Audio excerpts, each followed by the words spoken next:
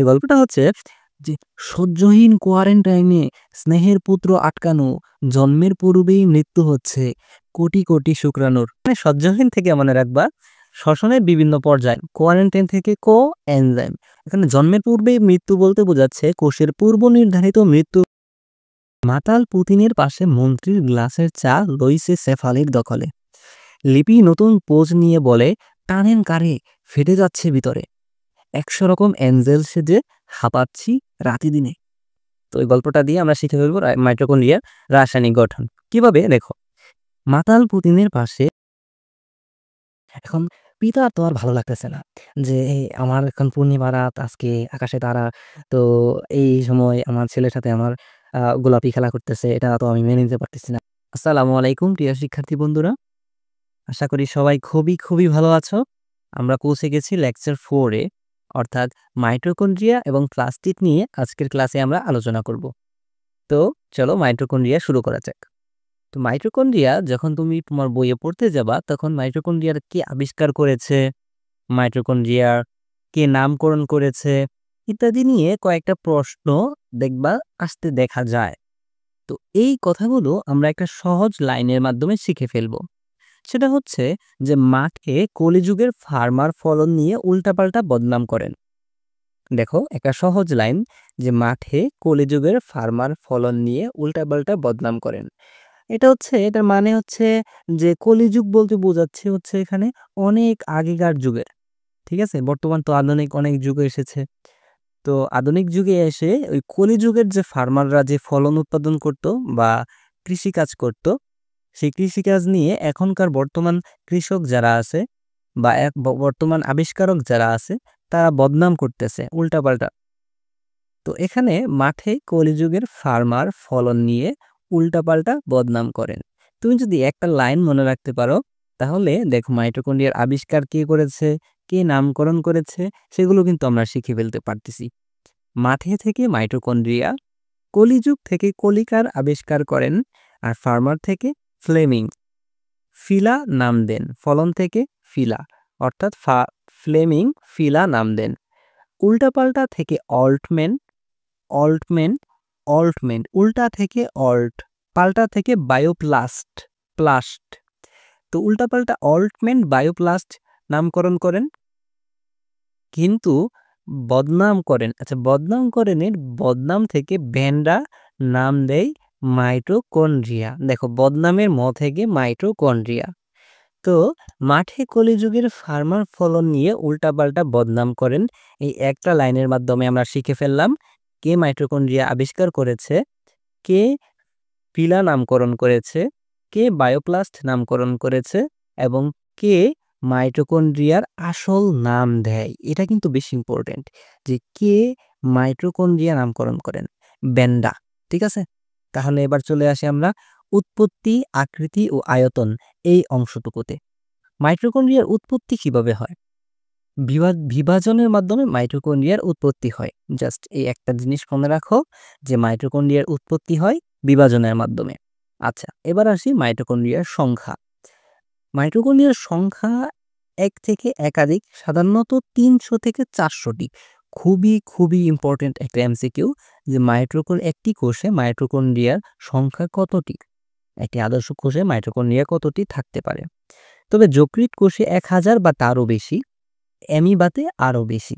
এই দুইটা ইনফরমেশন একটু কষ্ট করে মনে রাখো যে একটি কোষে মাইটোকন্ড্রিয়ার সংখ্যা 300 থেকে 400টি হতে পারে, আর যকৃৎ কোষে সেটা 1000 বা তারও বেশি হতে পারে, আর অ্যামিবাতে আরও বেশি হতে পারে।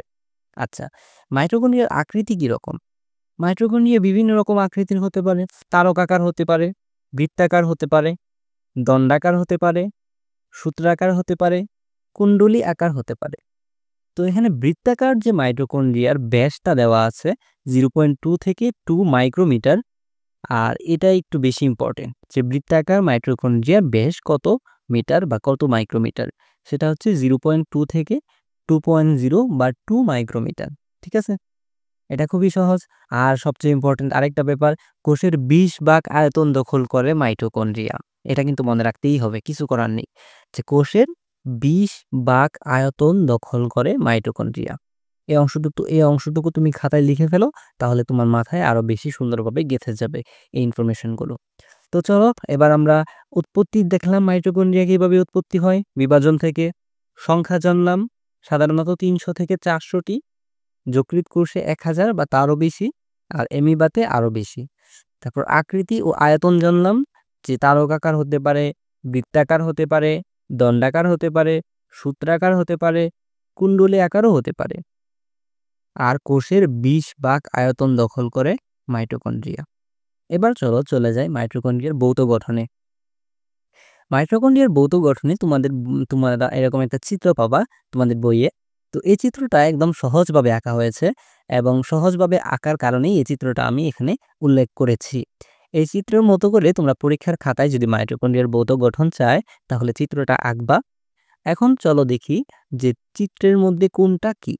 দেখো, সবার প্রথম বাইরের দিক থেকে যে একটা লেয়ার দেখতে পারতেছো, সেটাকে আমরা বলতেছি হচ্ছে আউটার মেমব্রেন বা বহিস্তর। বাইরের স্তর বা বহিস্তর, সবার বাইরে যে একটা লেয়ার দেখতে পারতেছো, সেটাকে আমরা বলছি আউটার মেমব্রেন বা বহিস্তর। আর সবার বাইরের লেয়ারের ভিতরে আরেকটা যে লেয়ার দেখতে পারতেছো, যেটা একটু পেঁচানো পেঁচানো, সেই লেয়ারটাকে আমরা বলতেছি অন্তঃস্তর বা ইনার মেমব্রেন। সেই লেয়ারটাকে আমরা কি বলতেছি? অন্তঃস্তর বা ইনার মেমব্রেন। আর বহিস্তর অর্থাৎ সবার বাইরের যে স্তরটা বা লেয়ারটা, এবং অন্তঃস্তর অর্থাৎ ভিতরের যে স্তরটা, এই দুইটা স্তরের মাঝখানে যে ফাঁকা অংশটুকু দেখতে পারতেছ, সেটাকে বলা হচ্ছে ইন্টার মেমব্রেনাল স্পেস। অর্থাৎ দুই মেমব্রেনের মধ্যবর্তী ফাঁকা স্থানকে বলা হচ্ছে ইন্টার মেমব্রেনাল স্পেস।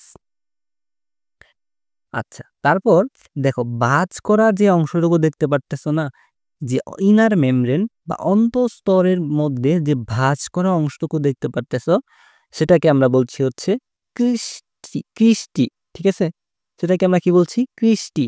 অর্থাৎ যে আঙ্গুলের মতো যে অংশটুকু দেখা যাচ্ছে, হাতের আঙ্গুলের মতো, এই হাতের আঙ্গুলের মতো অংশগুলোকে আমরা বলতেছি ক্রিস্টি। আচ্ছা, তারপর দেখো আমরা তারপরে চলে আসি যে 70S রাইবোজোমে। এই অংশটুকু আমরা শেষ করলাম, ডান দিকের অংশটুকু শেষ করলাম। এবার চলে যাই বাম দিকের অংশে। দেখো, বাম দিকের অংশে যে মাইটোকন্ড্রিয়ার মধ্যে 70S রাইবোজোম থাকবে। তো এই যে ছোট ছোট যে ফোঁটাগুলো দেখতে পারতেছো, এটাকে আমরা ম্যাট্রিক্স বলতেছি। একই সাথে এই ম্যাট্রিক্সের মধ্যে থাকবে হচ্ছে 70S রাইবোজোম। আর আর একটা বৃত্তাকার ডিএনএ থাকবে মাইটোকন্ড্রিয়ার। এটা কিন্তু খুবই ইম্পর্টেন্ট যে মাইটোকন্ড্রিয়ার একটা বৃত্তাকার ডিএনএ বা সার্কুলার ডিএনএ থাকবে। এটা মাইটোকন্ড্রিয়ার একটা স্পেশাল বৈশিষ্ট্য বলা যায়। এই বৈশিষ্ট্যের কারণে এই সার্কুলার ডিএনএটা মাইটোকন্ড্রিয়ার ভিতরে থাকবে এবং 70S রাইবোজোম থাকবে। আর যে মাইটোকন্ড্রিয়ার ভিতরে যে তরল দানাদার যে পদার্থগুলো থাকবে, অর্থাৎ মাইটোকন্ড্রিয়ার ভিতরের অংশে অর্থাৎ ইনার মেমব্রেনের ভিতরে যে তরল জাতীয় পদার্থ থাকবে, সেটাকে আমরা বলতেছি ম্যাট্রিক্স। ঠিক আছে, এবার আমরা দেখি পারঅক্সিজম। সো পারঅক্সিজম হচ্ছে ক্রিস্টির গায়ে যে দানাদার বস্তু লেগে থাকে, সেটাকে আমরা বলতেছি হচ্ছে পারঅক্সিজম। আর ফসফোলিপিড গ্র্যানিউলস থাকতে পারে এরকম ম্যাট্রিক্সের মধ্যে। এই হচ্ছে আমাদের মাইটোকন্ড্রিয়ার গঠন, ভৌত গঠন। তো মাইটোকন্ড্রিয়ার ভৌত গঠনের প্রত্যেকটা জিনিস আমরা শিখে ফেললাম। প্রথমে হচ্ছে বহিস্তর বা বাইরের স্তর, আউটার মেমব্রেন। তারপরে হচ্ছে ইনার মেমব্রেন বা ভিতরের স্তর। আর তারপর হচ্ছে ইন্টার মেমব্রেনাল স্পেস বা দুই মেমব্রেনের মধ্যবর্তী ফাঁকা স্থান। আর আঙুলের মতো অংশগুলোকে বলা হচ্ছে ক্রিস্টি। আর ফসফোলিপিড গ্র্যানিউলস বলছি আমরা ম্যাট্রিক্সের মধ্যে একটা পদার্থকে আমরা বলছি ফসফোলিপিডস গ্র্যানিউল। আর আঙুলের মতো প্রবর্ধক অর্থাৎ ক্রিস্টির গায়ে যে পদার্থগুলো লেগে থাকে, সেগুলোকে বলতেছি আমরা পারঅক্সিজম। আর ইনার মেমব্রেনের ভিতরের তরল পদার্থকে আমরা বলতেছি ম্যাট্রিক্স। এবং মাইটোকন্ড্রিয়ার নিজস্ব বৃত্তাকার ডিএনএ থাকবে। আর ম্যাট্রিক্সের মধ্যে থাকবে 70S রাইবোজোম। তো এই হচ্ছে মাইটোকন্ড্রিয়ার ভৌত গঠন।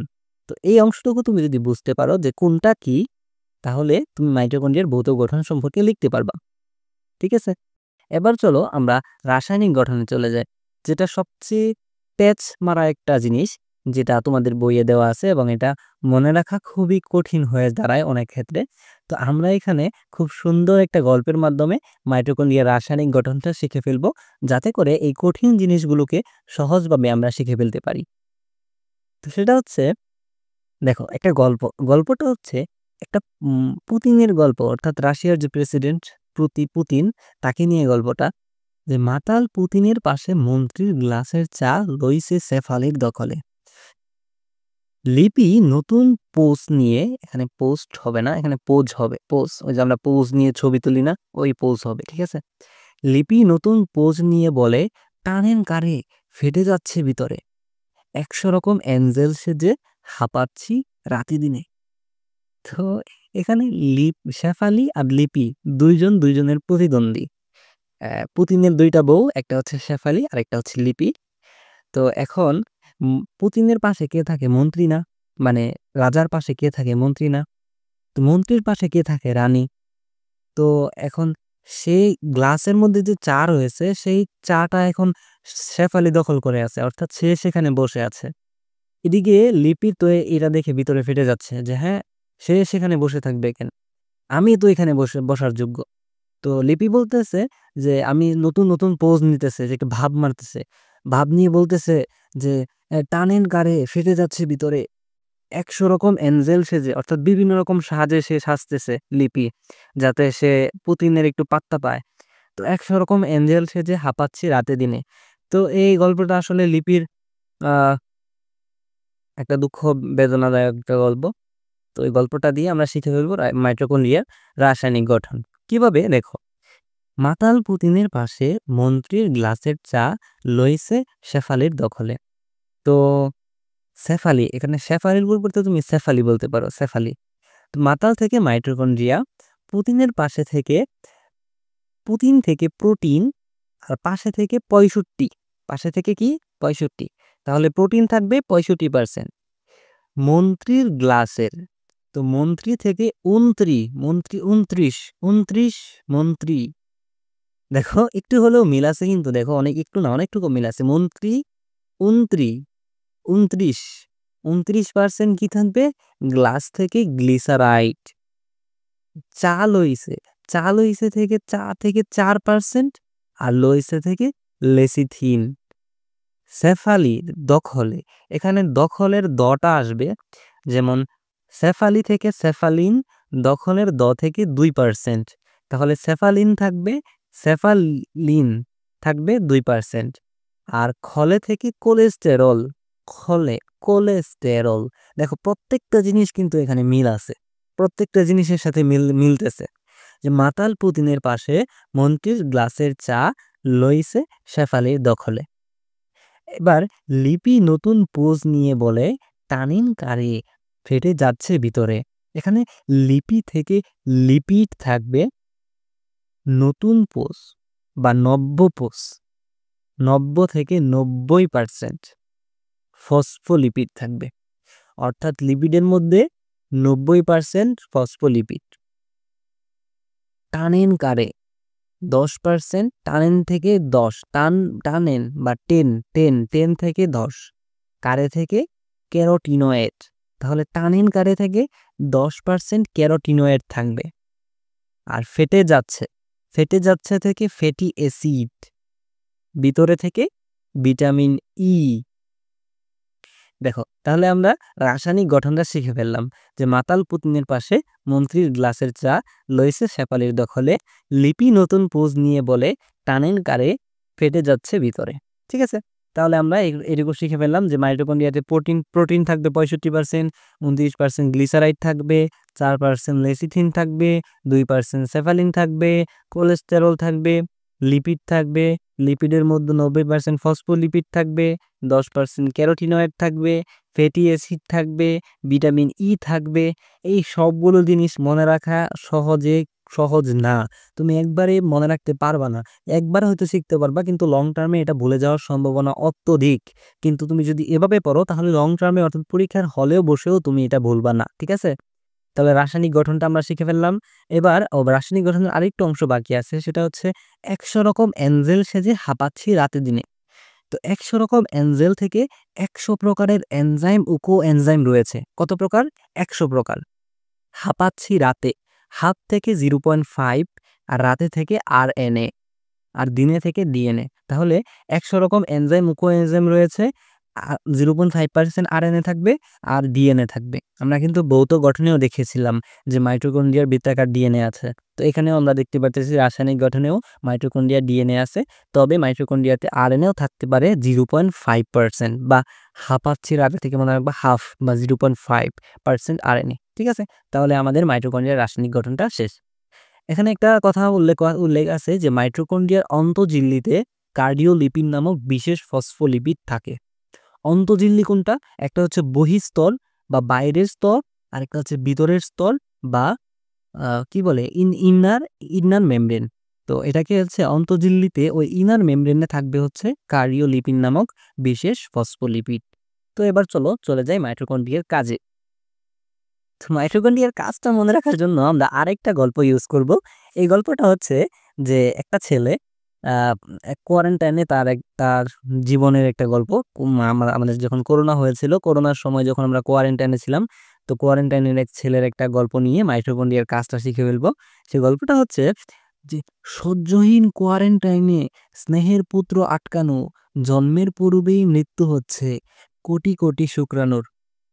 তো এই গল্পটা অনেকেই বুঝতে পারতেছো বা বুঝে গেছো যে আসলে গল্পটা কি বোঝাচ্ছে, যে সহ্যহীন কোয়ারেন্টাইনে অর্থাৎ অনেক মানে একদম অসহ্য কোয়ারেন্টাইন, স্নেহের পুত্র তো অনেক আমার আদরের, তাকে আমি কিভাবে বাইরে যেতে দিব? এখন তো করোনার সময়, সবদিকে মহামারী। তো বাইরে গেলে যদি তারও করোনা হয়ে যায়, তো স্নেহের পুত্রকে আমি আটকিয়ে রেখেছি ঘরের ভিতরে। কিন্তু এদিক দিয়ে কি হচ্ছে?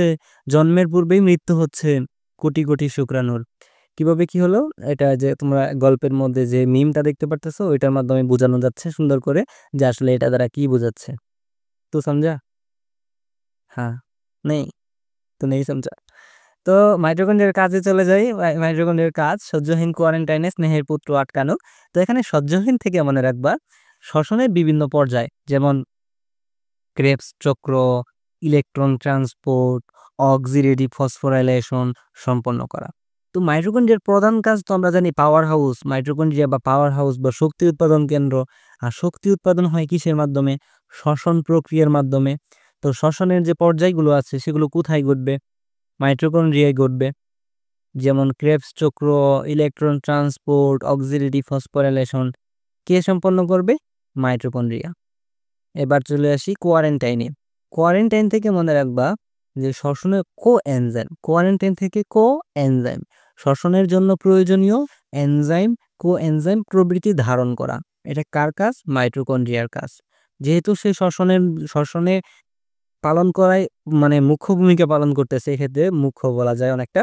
তো এক্ষেত্রে তাহলে শ্বসনের জন্য প্রয়োজনীয় যে এনজাইম এবং কোএনজাইম রয়েছে সেগুলোও তার কাছে থাকবে।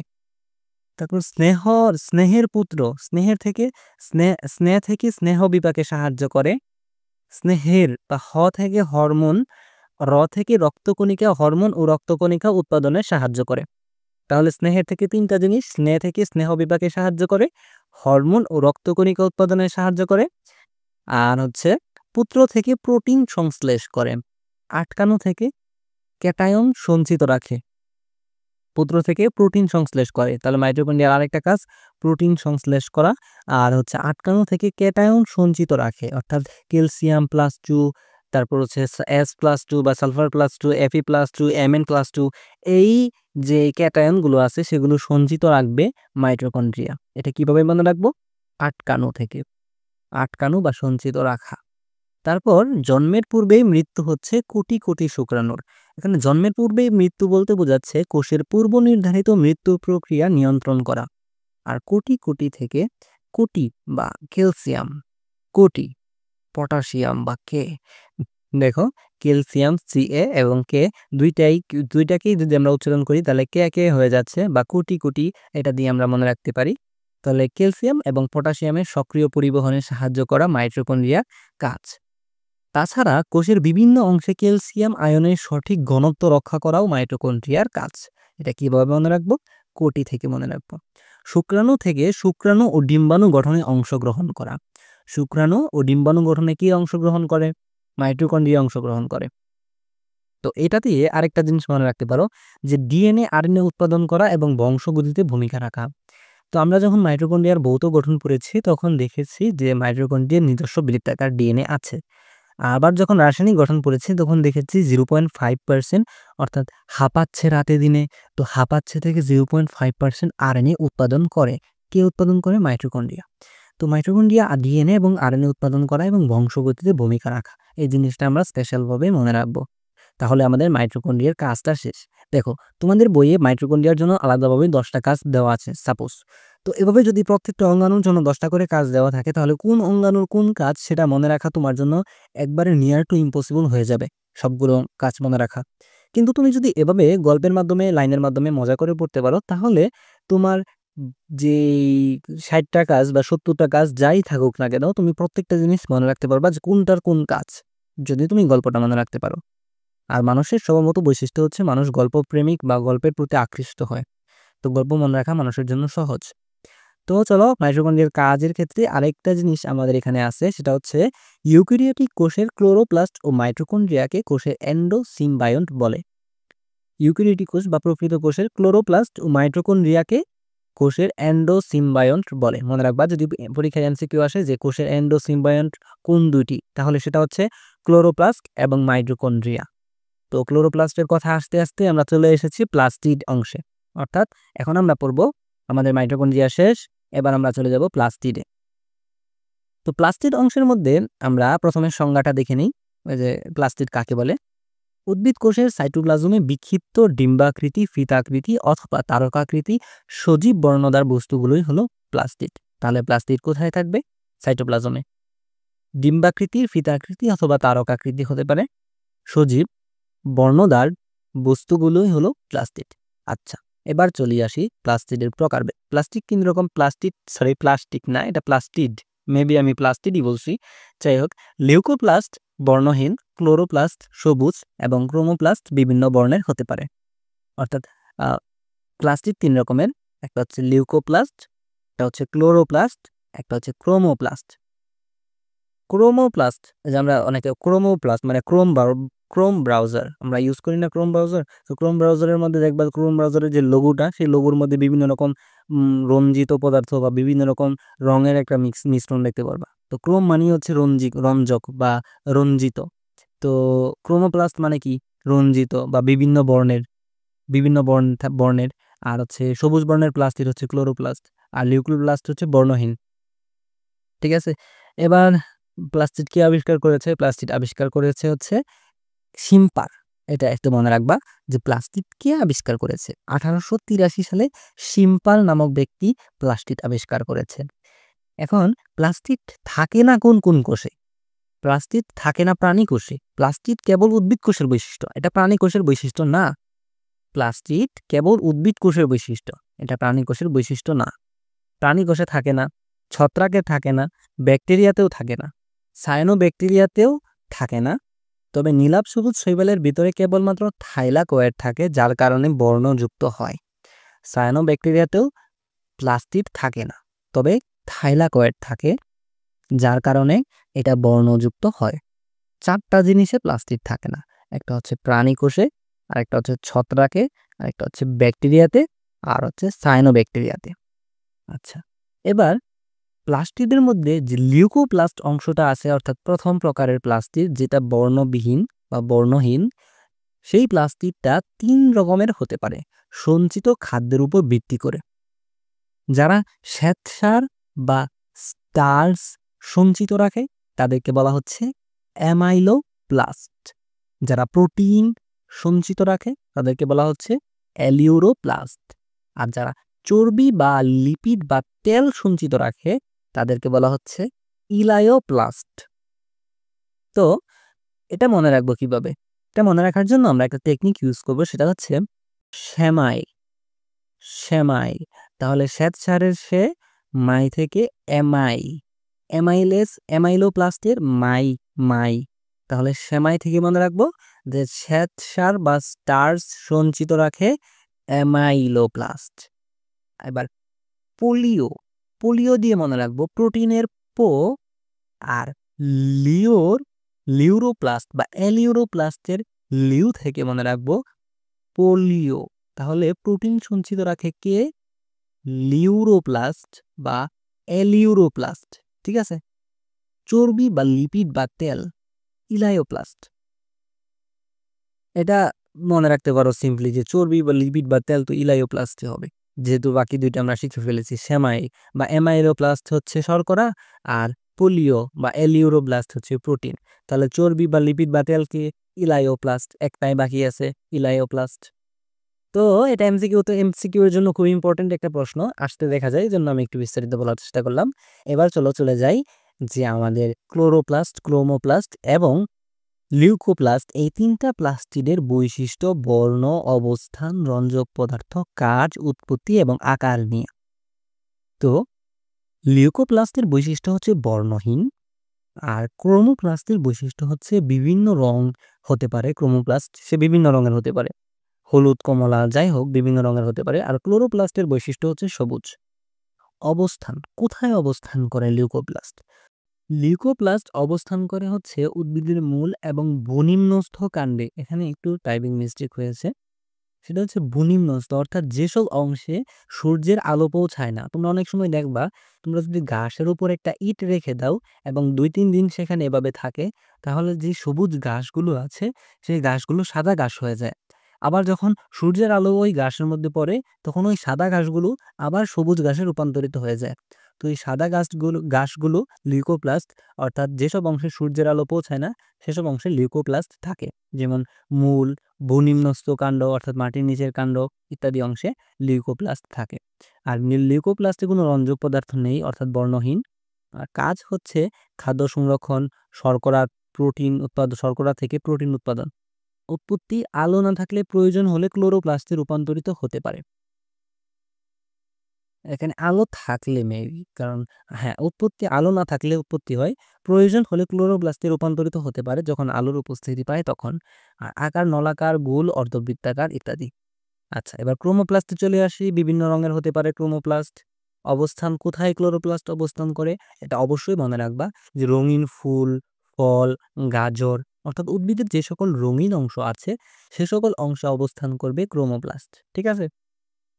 তাহলে রঙিন ফুল এটা রঙিন অংশ, ফল এটা রঙিন অংশ, ফুল এটা রঙিন অংশ, গাজর এটা একটা রঙিন অংশ। তারপর রঞ্জক পদার্থ কেরোটিন, জ্যান্থোফিল, এই দুইটা রঞ্জক পদার্থ থাকতে পারে ক্রোমোপ্লাস্টে, কেরোটিন আর জ্যান্থোফিল। কাজ কি? কাজ হচ্ছে ক্রোমোপ্লাস্টের পরাগায়নে সহায়তা করা। যেহেতু সে রঙিন, তাহলে সে মৌমাছি বা ইত্যাদি কীটপতঙ্গকে আকৃষ্ট করবে, পরাগায়নে সাহায্য করবে। পরাগায়নে সাহায্য করার ফলে ফল ও বীজ ছড়াবে, ফল ও বীজ ছড়িয়ে খাদ্যমূল্য বাড়ায়। অর্থাৎ যে সকল রঞ্জক পদার্থ আছে বা রঞ্জিত অংশ আছে সেগুলোর পৃথক খাদ্যমূল্য আছে। আর উৎপত্তি, ক্রোমোপ্লাস্টের উৎপত্তি স্পষ্টভাবে বইয়ে উল্লেখ করা নেই, তবে আকৃতি নানান রকম আকৃতির হতে পারে। অন্যদিকে যদি আমরা অবস্থানের দিকে যাই ক্লোরোপ্লাস্টের ক্ষেত্রে, তাহলে আমরা দেখব পাতা, কচিকাণ্ড এবং বৃতিতে ক্লোরোপ্লাস্ট, অর্থাৎ যে সকল সবুজ অংশ আছে সে সকল সবুজ অংশে ক্লোরোপ্লাস্ট অবস্থান করে। আর রঞ্জক পদার্থ ক্লোরোপ্লাস্টের ক্ষেত্রে ক্লোরোফিল এ, ক্লোরোফিল বি, তারপর হচ্ছে বিটা ক্যারোটিন, জ্যান্থোফিল, এখানে একটু টাইপিং মিস্টেক আছে, বিটা ক্যারোটিন, জ্যান্থোফিল ইত্যাদি অংশে ক্লোরোপ্লাস্ট থাকবে। তারপর হচ্ছে কাজ। ক্লোরোপ্লাস্টের কাজ হচ্ছে সূর্যালোক থেকে শর্করা প্রস্তুত করা, রাসায়নিক শক্তিতে রূপান্তর করা।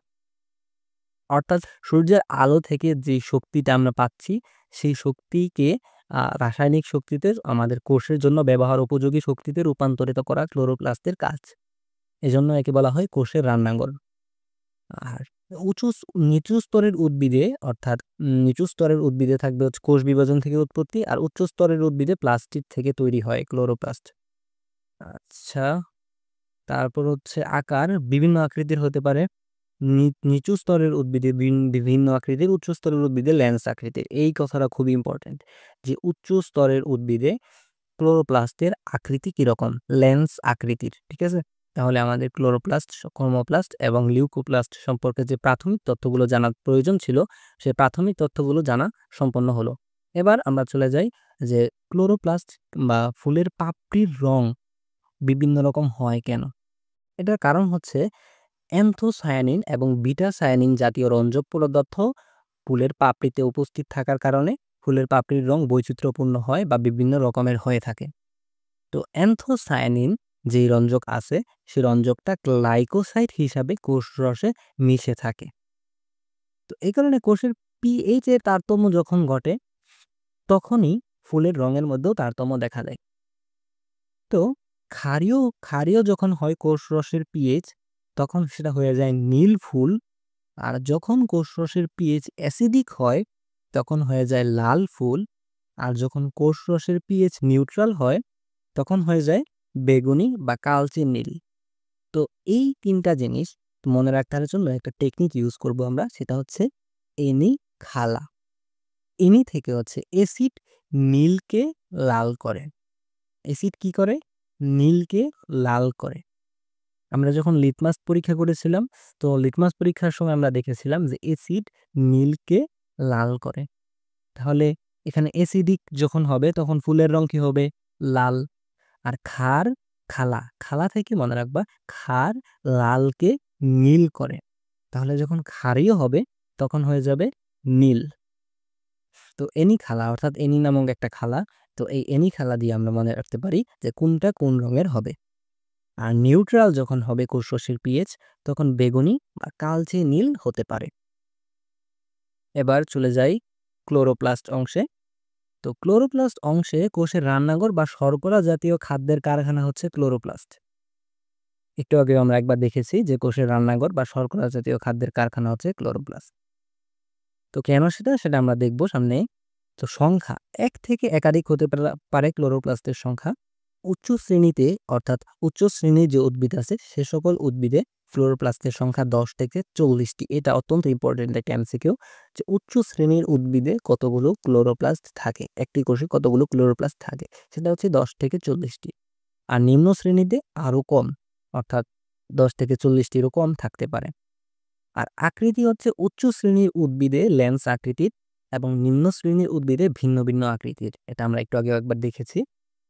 উৎপত্তি নিম্ন শ্রেণীতে পুরাতন ক্লোরোপ্লাস্টের বিভাজনের মাধ্যমে, আর উচ্চ শ্রেণীতে আদি প্লাস্টিক থেকে। এটাও আমরা একটু আগে দেখেছি যে নিম্ন শ্রেণীতে পুরাতন ক্লোরোপ্লাস্টের বিভাজনের মাধ্যমে, আর উচ্চ শ্রেণীতে আদি প্লাস্টিক থেকে, অর্থাৎ পূর্ববর্তী যে প্লাস্টিক ছিল সেই প্লাস্টিক থেকে ক্লোরোপ্লাস্ট উৎপন্ন হবে।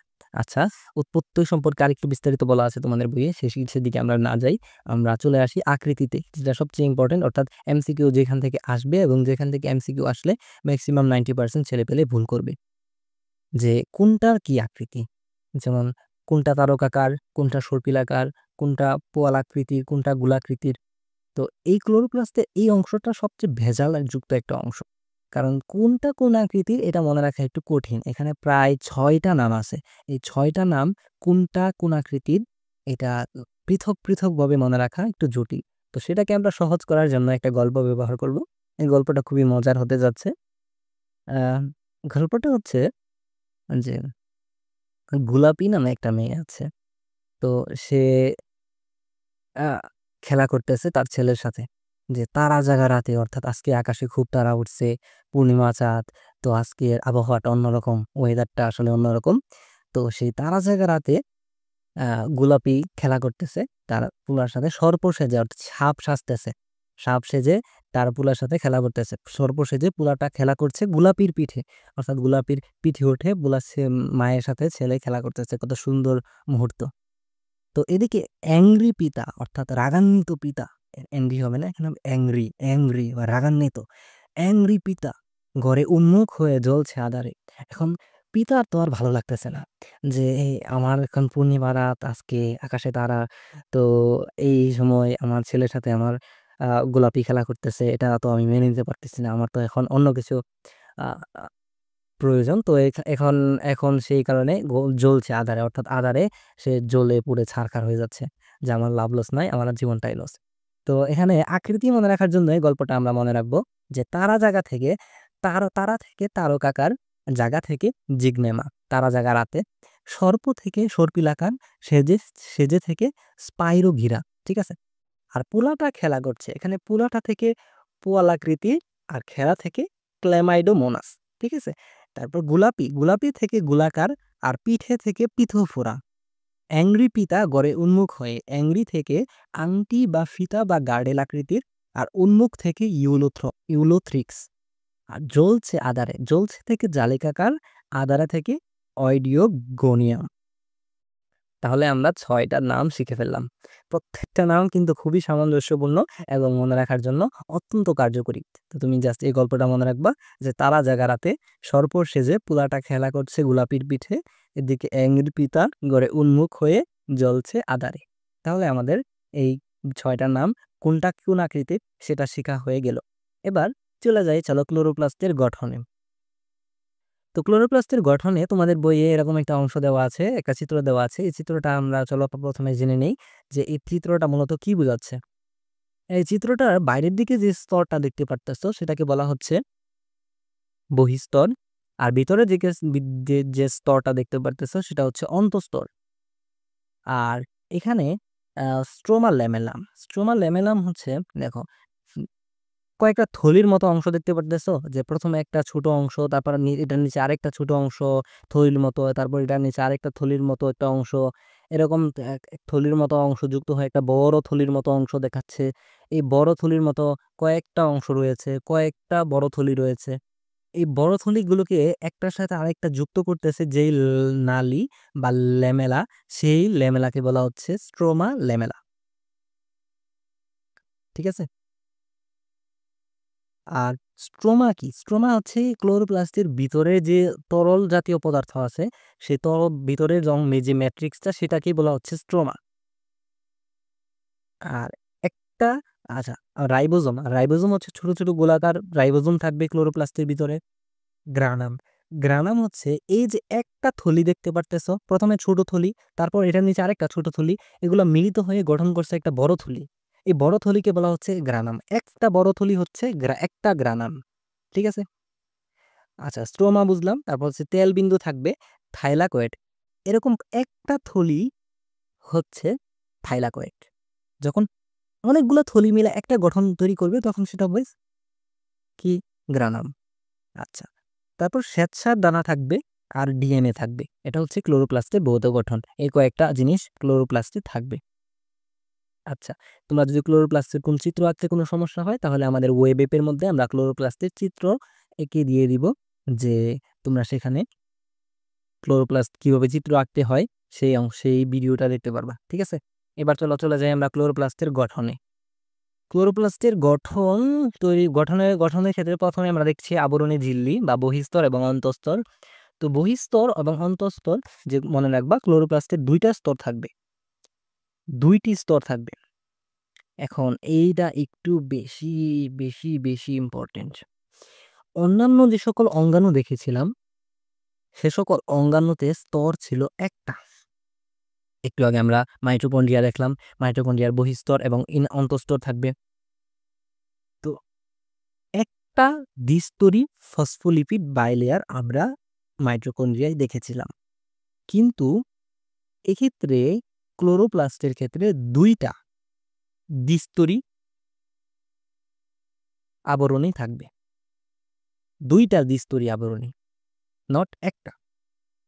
একটা দ্বিস্তরী আবরণী, তার নিচে আরেকটা দ্বিস্তরী আবরণী।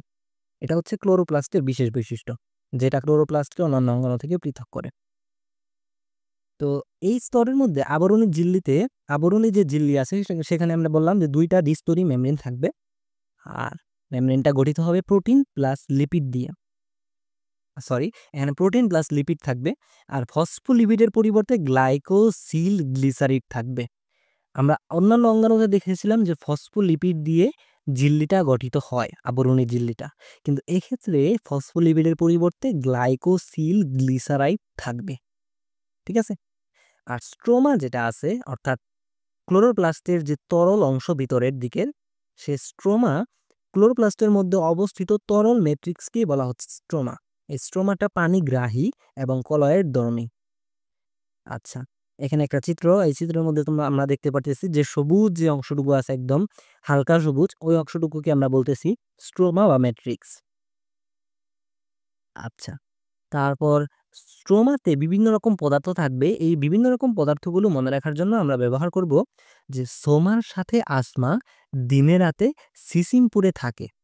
এখানে সোমা থেকে স্ট্রোমা, সাথে থেকে 70S রাইবোজোম, আসমা থেকে অসমোফিলিক দানা, দিনে রাতে থেকে ডিএনএ ও আরএনএ, সিসিমপুরে থেকে C3 এবং C4 স্ট্রোমাতে ঘটে। তাহলে C3 এবং C4 চক্র কোথায় গঠিত হয়? স্ট্রোমাতে গঠিত হয়, স্ট্রোমাতে সংগঠিত হয়। থাকে থেকে শর্করা তৈরির এনজাইম থাকে। তাহলে স্ট্রোমাতে কি কি থাকবে? স্ট্রোমাতে 70S রাইবোজোম থাকবে, অসমোফিলিক দানা থাকবে, ডিএনএ ও আরএনএ থাকবে, C3 ও C4 স্ট্রোমাতে গঠিত হবে। সোমার সাথে আসমা, দিনে রাতে সিসিমপুরে থাকে। এটা দিয়ে মনে রাখবো স্ট্রোমাতে কি কি থাকে। এবার চলে যাই ক্লোরোপ্লাস্টের গঠনের থাইলাকয়েড ও গ্রানাম অংশে। থাইলাকয়েড কি? থাইলাকয়েড হচ্ছে যে একটা থলি যে আছে, একটা সিঙ্গেল থলি, প্রথমে একটা সিঙ্গেল থলি, তার নিচে আরেকটা থলি, তার নিচে আরেকটা থলি, এগুলা মিলিত হয়ে একটা বড় আকৃতির গঠন। একটা বড় আকৃতির গঠনের নাম হচ্ছে গ্রানাম, আর একটা সিঙ্গেল থলিকে বলা হচ্ছে থাইলাকয়েড। এটার প্রস্থ 100 থেকে 300 অ্যাংস্ট্রম। একটি গ্রানাম 10 থেকে 100টি থাইলাকয়েড, অর্থাৎ একটা ছোট্ট আকৃতির থলি, এরকম 10 থেকে 100টা মিলিত হয়ে গঠন করবে একটি গ্রানাম। গ্রানামের সংখ্যা 40 থেকে 60টি হতে পারে, অর্থাৎ এরকম গ্রানাম 40 থেকে 60টি ক্লোরোপ্লাস্টের মধ্যে থাকবে। তাছাড়া থাইলাকয়েডের প্রকোষ্ঠের ভিতরে, অর্থাৎ থাইলাকয়েড বলতে একটা ছোট বা সিঙ্গেল গঠন, ওই সিঙ্গেল গঠনের ভিতরে ক্লোরোফিল এ থাকতে পারে, ক্লোরোফিল বি থাকতে পারে, কেরোটিন থাকতে পারে, জেন্থোফিল থাকতে পারে, লিপিড ও এনজাইম থাকতে পারে। ঠিক আছে? আচ্ছা, তাহলে এবার আমরা স্ট্রোমা ল্যামেলি পড়ি। পাশাপাশি দুইটি গ্রানা যে নালী দিয়ে যুক্ত থাকে তাকে স্ট্রোমা ল্যামেলি বলে। অর্থাৎ দুইটি গ্রানা বলতে, যখন আমরা গ্রানামকে মানে গ্রানাম হচ্ছে যখন একটা থাকবে তখন আমরা বলবো গ্রানাম, আর যখন একাধিক হয়ে যাবে তখন বলবো গ্রানা। তো দুইটি যেহেতু আছে এই জন্য আমরা গ্রানা কথাটা ইউজ করেছি। পাশাপাশি দুইটি গ্রানা, অর্থাৎ প্রথমে তো একটা সিঙ্গেল আকৃতির গঠন, তারপর নিচে আরেকটা সিঙ্গেল আকৃতির গঠন, এই সবগুলা গঠন মিলিত হয়ে একটা বড় গঠন। ওই বড় গঠন আরেকটা বড় গঠনের সাথে যুক্ত করবে যে নালী, সেই নালী হচ্ছে স্ট্রোমা ল্যামেলি। এতে অল্প ক্লোরোফিল থাকে। তারপর ডিএনএ ও রাইবোজোম, এটা একটা ক্লোরোপ্লাস্টের বৈশিষ্ট্য যে ক্লোরোপ্লাস্টে বৃত্তাকার ডিএনএ থাকবে এবং 70S রাইবোজোম থাকবে। প্রায় 200টি বৃত্তাকার ডিএনএ থাকবে, নিজস্ব প্রতিরূপ তৈরি করতে পারে। এই বৃত্তাকার ডিএনএ আছে বলেই ক্লোরোপ্লাস্ট তার নিজস্ব প্রতিরূপ সৃষ্টি করতে পারে। ঠিক আছে? যে আমরা বলছিলাম না যে ক্লোরোপ্লাস্টের উৎপত্তি কোথা থেকে? আদি প্লাস্টিক থেকে। তো বৃত্তাকার ডিএনএ থাকার কারণে নিজস্ব প্রতিরূপ তৈরি করতে পারে। প্রায় 200টি বৃত্তাকার ডিএনএ তৈরি করতে পারে। 200টি বৃত্তাকার ডিএনএ থাকবে, সরি।